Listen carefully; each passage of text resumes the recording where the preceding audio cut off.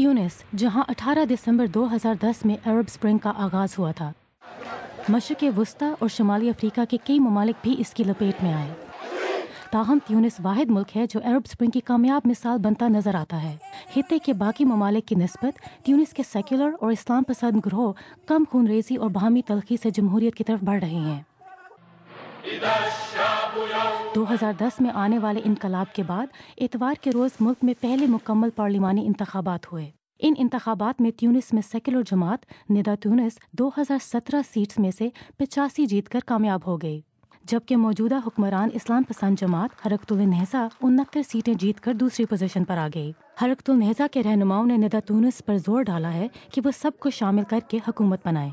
याद रहे कि इंतखाबात से पहले निदा ट्यूनिस कह चुकी है कि वो इस्लाम पसंद हरकतुल नहज़ा से कभी इत्तेहाद नहीं करेगी।